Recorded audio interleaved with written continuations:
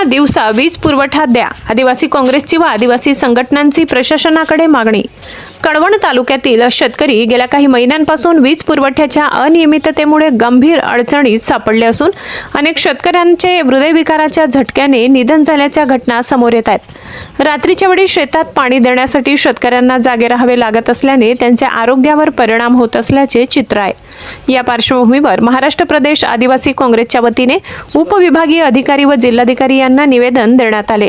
या निवेदनात शेतीसाठी दिवसा किमान 6 ते 7 तास सलग वीज पुरवठा करण्यात यावा अशी ठाम मागणी करण्यात आली आहे। तसेच तालुक्यात गेल्या 2 वर्षांपासून वन्य प्राण्यांचा विशेषतः बिबट्याचा मोठ्या प्रमाणात त्रास वाढला असून अनेक पाळीव जनावरे मारली गेली आहेत। या संदर्भात वन विभागाकडे अनेक वेळा तक्रारी करूनही ठोस उपाययोजना न झाल्याचा आरोप निवेदनात करण्यात आलाय।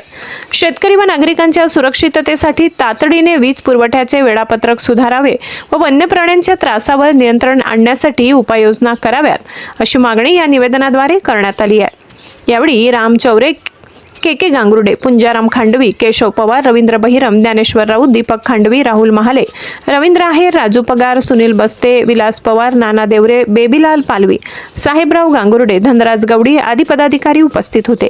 विभागीय संपादक पुंजाराम खांडवी।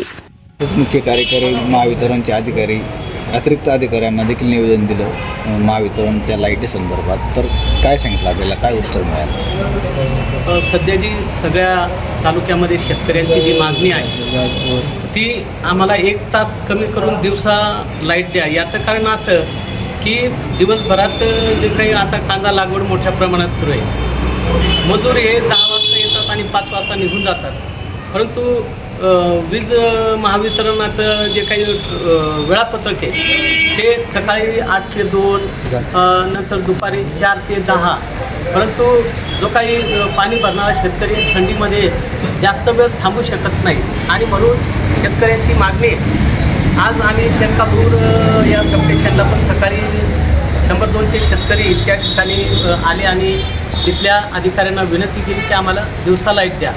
आणि ही जी थंडीची लाट आलेली आहे याच्यामुळे शेतकऱ्याला काही इजा होऊ नये किंवा कोणावर वाईट प्रसंग येऊ नये याच्यासाठी एक सगळ्या संघटनेचे असतील, सगळे तालुक्यातले जे काही पक्षांचे पदाधिकारी असतील यांची मागणी आहे। जर ठेंगोळ्याला एक झालेलं आहे, म्हणजे कळवण तालुका देवळा तालुक्यात ठेंगोळा इथं झाले आणि कळवण तालुक्यात फक्त बेज आणि आपलं पाळायला झाले चालू झाले तो। हो, 2 ठिकाणी झाले। मग त्यांचा उर्वरित जो लाईटीचा लोड होता तो कमी झाला असेल आता, आणि ती लाईट कोणत्या ठिकाणी आपण शिफ्ट केली? उर्वरित लोड कुठलाही कमी झालेला नाही, त्या ठिकाणचा जो भार आहे त्या ठिकाणचा तो तसाच आहे। त्यामुळे तिथल्या शेतकऱ्या तिथल्याच एरियातल्या फक्त आपण त्या एरियात फक्त देऊ शकतो सप्लाय, दुसरीकडे नाही देऊ शकतो। मागचा जो महावितरणचा लोड होता सबस्टेशनचा, महावितरणचा कुठलाही लोड कमी झालेला नाही। आपण सोलर देतो, या ते आपण का करत होते यापूर्वी की दिवसा 1 फीडर चालवतो तर रात्री 1 फीडर चालवतो, बरोबर आहे। आज रोजी ज्या ठिकाणी सोलर झालं त्या ठिकाणी आपण बदल दिवसा देऊ शकतो, त्याच सबस्टेशनला देऊ शकतो। लोड कुठलाही कमी झालेला नाही। सोलर इंजेक्शन आल्यावरच आपल्याला त्या ठिकाणी त्या सबस्टेशनद्वारे आपल्याला म्हणजे दिवसा लाईट देता येईल। अजून किती ठिकाणी आपण सोलर प्लॅन चालू करणार आहात? आपलं आता प्रस्तावित बऱ्याच ठिकाणी आहे। एक खर्डेदिगर आहे, जेदर भागात आहे, तसंच आपलं कातळगाव आहे, एक आबोना शिवार आहे, अशा बऱ्याच ठिकाणी चालू आहे। पुढच्या 2027 पर्यंत जास्तीत जास्त शेतकऱ्यांना दिवसा लाईट कशी भेटेल याच्यासाठी आपण प्रयत्न करू। 2027 पर्यंत आमच्यापर्यंत 2000 मार्च 26 पर्यंतच आहेत, असं 2027 कुठलं आमचं करतात। मार्चपर्यंत शेतकऱ्यांना दिवसा लाईट मार्चपर्यंतच आहे। धन्यवाद। ठीक आहे।